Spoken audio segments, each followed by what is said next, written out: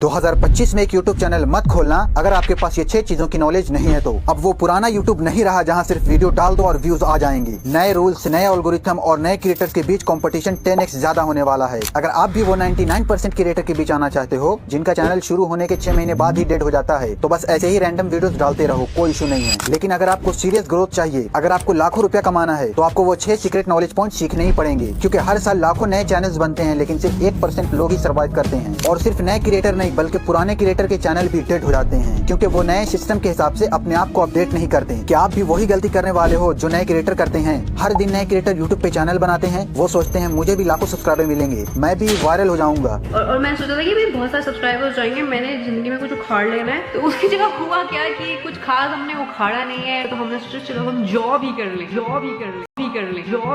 पर सच ये है कि ऐसा कुछ नहीं होता। सबसे पहला झटका तब लगता है जब व्यूज नहीं आता, फिर दूसरा झटका तब लगता है जब आप बर्नआउट फील करते हो कि यार इतना हार्डवर्क करने के बाद भी रिजल्ट क्यों नहीं आ रहा, और तीसरा झटका तब लगता है जब आपके चैनल की रीच खत्म हो जाती है और आपका चैनल डेड हो जाता है। क्या आप भी ये 3 झटके खाना चाहते हो? अगर नहीं चाहते हो ना, तो ये 6 चीजें आपको पता होनी चाहिए, वरना 2025 में आपका यूट्यूब कैरियर शुरू होने से पहले ही खत्म हो जाएगा। मैं भी एक टाइम पे यही गलती करने वाला था, पर मैंने एक चीज सीखा, अगर आपको एल्गोरिथम की नॉलेज नहीं है तो आप कितनी भी मेहनत कर लो, ग्रोथ नहीं मिलेगी।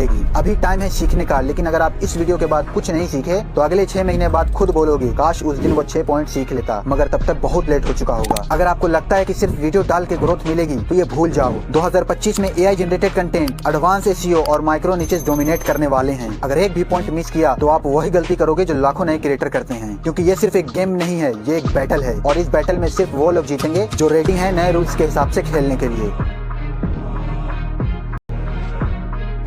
सबसे पहले मैं आपको YouTube की वो डार्क साइड दिखाता हूँ जो नए क्रिएटर के लिए सबसे बड़ा प्रॉब्लम है। क्योंकि आप यूट्यूबर बनने जा रहे हो तो इन बातों को ध्यान में रखना, जिसमें पहला है wrong expectation. As an influencer इतना पैसा कमाया ना मैंने, साला MBA, बैंक, स्टार्टअप कभी कोई इतना पैसा नहीं कमाया, ठीक है। यूट्यूब से आप सिर्फ पैसा नहीं कमा सकते हैं बल्कि यूट्यूब से करोड़ों का बिजनेस भी खड़ा कर सकते हैं। और अब इसके कई सारे एग्जांपल भी हैं, लेकिन यह सिर्फ इमेज की एक साइड है। According to Indian Express 43% graduate जो अभी 26 साल से कम हैं, वो अनएम्प्लॉयड हैं। प्राइवेट इंजीनियरिंग कॉलेज में 15 से 20 लाख खर्च करने के बाद भी 4 से 5 लाख के पैकेज नहीं मिल पा रहा है। ऐसे में जब वो लोग इन बड़े बड़े यूट्यूबर की अर्निंग और लाइफ स्टाइल को देखते हैं तो उन्हें लगता है कि बिना डिग्री किए लोग कितना अर्निंग कर रहे हैं और काम भी कुछ नहीं करना, सिर्फ वीडियो ही तो बनाना है, कैमरा ऑन करो और बना दो बस, तो ये काम तो हम भी कर सकते हैं। और यह सोचकर अपने चैनल को स्टार्ट कर देते हैं। सौरभ जोशी यूट्यूब से सिर्फ एक महीने में 80 लाख रुपया कमा रहा है और ये सिर्फ गूगल एडसेंस की कमाई है। और इसके साथ साथ बहुत सारे यूट्यूबर लाखों करोड़ों रुपया कमा रहे हैं। आपने तो यही सुना होगा, राइट? लेकिन यह पूरा सच नहीं है।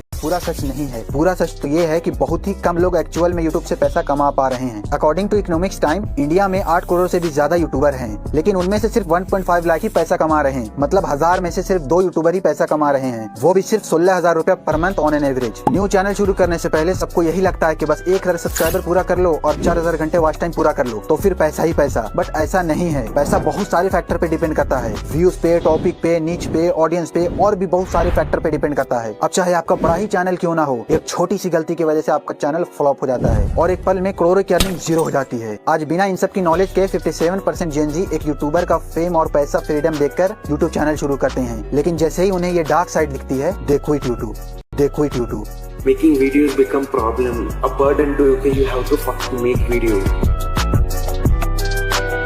हर नया क्रिएटर शुरू में हाई मोटिवेशन के साथ आता है, सोचता है मस्त एकदम वीडियो बनाएंगे, अपनी मर्जी से काम करेंगे, जो मन में आएगा वो बनाएंगे। लेकिन जैसे ही उनका चैनल ग्रो होना शुरू हो जाता है वैसे ही उन्हें ऑडियंस के हिसाब से काम करना पड़ता है, ऑडियंस की डिमांड पे वीडियो देना पड़ता है। उनके सब्सक्राइबर उनसे रेगुलर वीडियो एक्सपेक्ट करने लग जाते हैं और ये प्रेशर यूट्यूब की तरफ से भी होता है। यूट्यूब भी आपको रेगुलर वीडियो के लिए फोर्स करने लग जाता है और अगर आप रेगुलर वीडियो नहीं डालते तो एल्गोरिथम आपको सपोर्ट नहीं करता और एल्गोरिथम सपोर्ट नहीं करेगा तो व्यूज नहीं आएगा और जब व्यूज नहीं मिलता तो उनका मोटिवेशन लो हो जाता है। उसके बाद आता है बर्नआउट, जिसमें क्रिएटर खुद पर डाउट करने लगता है। लाइक मैं कहीं पे भी अच्छा नहीं हूँ, मतलब सब लोग मेरे से अच्छे हैं, मैं अच्छा नहीं हूँ। There is a lot of self doubt.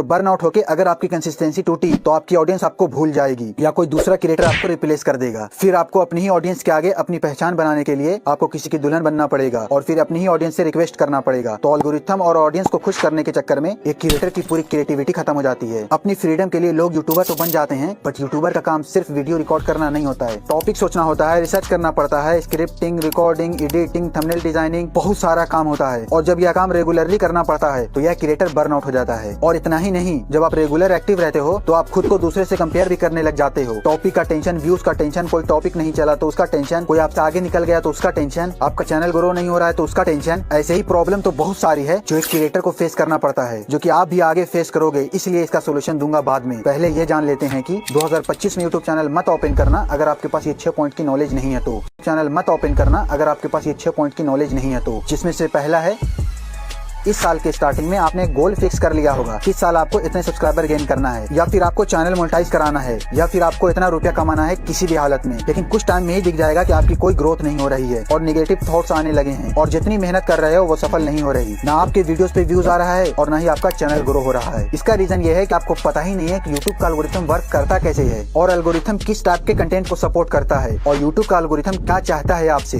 बिना यूट्यूब के एल्गोरिथम को समझे आप अपने तरफ से एफर्ट डाले जा रहे हो और कोई रिस्पॉन्स नहीं मिल रहा है।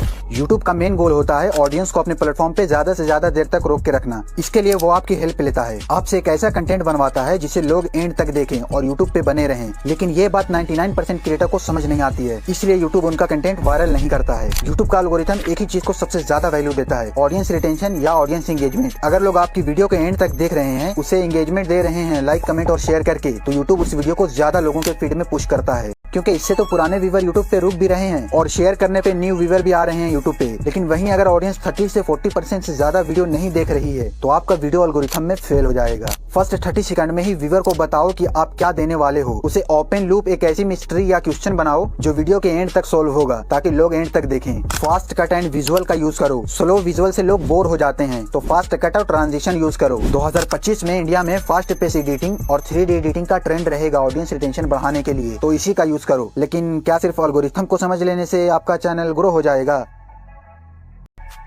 क्वांटिटी से ज्यादा जरूरी है क्वालिटी। अब सिर्फ क्वांटिटी से काम नहीं चलेगा, आपको क्वालिटी कंटेंट देना पड़ेगा। एल्गोरिथम टाइम के साथ चेंज होते रहता है। 2024 से पहले का यूट्यूब में क्वांटिटी से काम चलता था। पहले लोग दिन में 3-4 वीडियो डालते थे और ग्रोथ मिल जाती थी, और 2024 में एक दिन में एक वीडियो डालने से भी ग्रोथ मिल जाती है। अब एल्गोरिथम सिर्फ क्वांटिटी को नहीं बल्कि हाई क्वालिटी वीडियोस को सपोर्ट करता है, क्योंकि यूट्यूब ऑडियंस के हिसाब से वर्क करता है और अब ऑडियंस का टेस्ट चेंज हो चुका है। ऑडियंस को अब हाई क्वालिटी वीडियोस चाहिए। सोच कर देखो, आप यहाँ तक वीडियो इसलिए देख रहे हो क्योंकि इसमें स्टोरी टेलिंग के साथ साथ इसकी एडिटिंग भी अच्छी है, वरना लाख इसमें इन्फॉर्मेशन काम की हो, बिना स्टोरी टेलिंग और एडिटिंग के आप वीडियो छोड़ के चले जाते। लो क्वालिटी वीडियो अब ऑडियंस को पसंद नहीं है, इसलिए अब यूट्यूब उन वीडियोस को प्रमोट करता है जो हाई रिटेंशन और हाई एंगेजमेंट लेके आती है। 1 high quality videos is equal to 10 low quality videos. अब ऐसा भी नहीं है कि आप हाई क्वालिटी वीडियो देने के चक्कर में कंसिस्टेंसी ही तोड़ दो। देखो एक बात समझो, क्वालिटी कंटेंट ऑडियंस को चाहिए होता है और क्वांटिटी यूट्यूब को चाहिए होता है। क्वालिटी के साथ क्वांटिटी देना होगा। अब कितना क्वांटिटी दोगे ये टॉपिक टू टॉपिक डिपेंड करेगा, लेकिन इसका एक अच्छा फॉर्मूला है कि अपने कॉम्पिटिटर को देख लेना, वो जितने दिन में वीडियो देते हैं उससे जल्दी दे देना, वो भी क्वालिटी के साथ। लेकिन क्वालिटी कैसे इंप्रूव करें? स्क्रिप्ट लिखो, रैंडम बोलने से काम नहीं चलेगा। एक अच्छी स्क्रिप्ट लिखो, और खराब ऑडियो क्वालिटी से भी लोग वीडियो स्किप कर देंगे, इसलिए अपनी ऑडियो क्वालिटी बढ़ाओ। Editing style, cut, zoom, transition, graphic, ये सब का यूज करो। डीप रिसर्च करो, डीप रिसर्च के बिना आप सरफेस लेवल का कंटेंट दोगे जिससे ऑडियंस बोर हो जाएगी। सो आइडिया पिक करने से लेकर रिसर्च, स्क्रिप्ट राइटिंग, इन सब के लिए आप इस वीडियो को देख लेना। अब आपने कंसिस्टेंसी को ध्यान में रखते हुए एक हाई क्वालिटी वीडियो बना लिया है, लेकिन उसको अपलोड करके सर्च इंजन में ऑप्टिमाइज नहीं करोगे तो एल्गोरिथम को पता ही नहीं चलेगा कि वीडियो में है क्या, और यूट्यूब उस वीडियो को उसके ऑडियंस तक पहुंचाएगा ही नहीं, उसका इंप्रेशन देगा ही नहीं, तो आपकी सारी मेहनत बर्बाद हो जाएगी।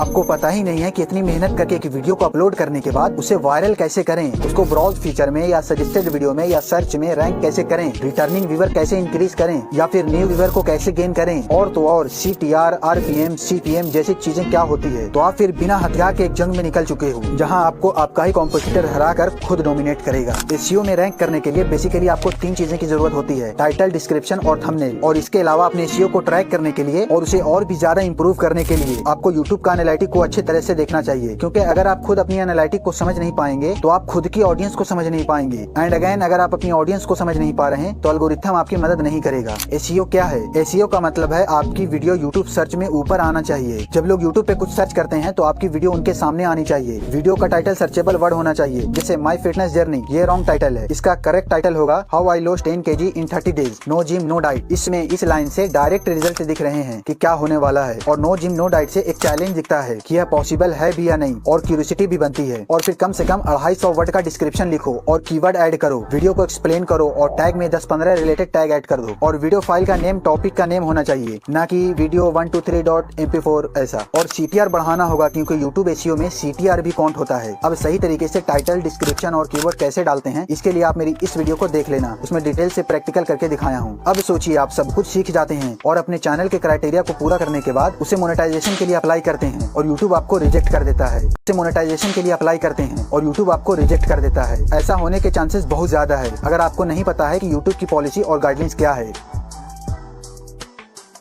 2025 में YouTube की मोनेटाइजेशन पॉलिसी और YouTube पॉलिसी पूरा बदल गई है। ऐसे में monetisation, short, copyright rules, community guidelines rules को समझना बहुत जरूरी है। अगर आप नहीं समझे तो एक दिन में आपका चैनल स्ट्राइक से डाउन हो जाएगा और आपको दूसरा झटका लगेगा। मोनेटाइजेशन के लिए अभी 1000 सब्सक्राइबर और 4000 घंटे वॉच टाइम लॉन्ग वीडियो से, या फिर 10 मिलियन व्यूज शॉर्ट से चाहिए होता है। वैसे तो 500 सब्सक्राइबर और 2000 हॉर्स वॉच टाइम वाला भी क्राइटेरिया है, क्योंकि उससे आपकी अर्निंग नहीं होने वाली। और इसी तरह अभी AI का भी यूज बहुत हो रहा है, तो AI के ऊपर भी बहुत सारी पॉलिसी है जो कि आपको पता होनी चाहिए। ठीक इसी तरीके से कॉपीराइट क्या है, इसे कैसे बचा जाता है और दूसरे का मटेरियल कैसे यूज किया जाता है उसे एट्रीब्यूट देकर, ताकि कभी चैनल डाउन ना हो या लीगल केसेस में ना फंसे। इन सब की नॉलेज होना बहुत जरूरी है, वरना बहुत सारे बड़े बड़े चैनल्स जो लाखों में अर्निंग कर रहे थे, लेकिन यह पॉलिसी गाइडलाइंस को वायलेट करने की वजह से रातों रात उनका चैनल उड़ गया। वैसे तो मैं कॉपीराइट के ऊपर एक डेडिकेटेड वीडियो जरूर बनाऊंगा, सो आप कमेंट करना, 1000 कमेंट होते ही मैं वो वीडियो डाल दूंगा, क्योंकि ये एक बहुत ही बड़ा कॉम्प्लिकेटेड टॉपिक है। इसके लिए लॉ की नॉलेज होना बहुत जरूरी है, क्योंकि ये एक लॉ ही है जो कॉपीराइट एक्ट के अंदर आता है। इसलिए आप कॉपीराइटेड मटेरियल यूज नहीं करना, और करो तो पहले कॉपीराइट को समझो, वरना रीयूज कंटेंट में आपका चैनल मोनेटाइज भी नहीं होगा। और ऊपर से अगर ऑनर ने चाहा तो स्ट्राइक भी दे सकता है। इसी तरह कम्युनिटी गाइडलाइंस में हार्मफुल, मिसलीडिंग या हेट स्पीच कंटेंट से चैनल डिमोनेटाइज हो सकता है। इसलिए एड फ्रेंडली कंटेंट बनाना और फैमिली फ्रेंडली कंटेंट बनाना, क्योंकि एडवर्टाइजर को सेफ कंटेंट चाहिए। अब ऐसे बहुत सारे क्रिएटर को मैं जानता हूँ जिन्होंने अब तक के सारे पॉइंट को ध्यान में रखा था, लेकिन आज उनकी हालत एक नए यूट्यूबर से भी बेकार हो गई है। और वो पुराने हैं तो अब कुछ नया कर भी नहीं सकते हैं, लेकिन आप न्यू हैं अभी तो आप कर सकते हैं। तो वो चीज है क्या?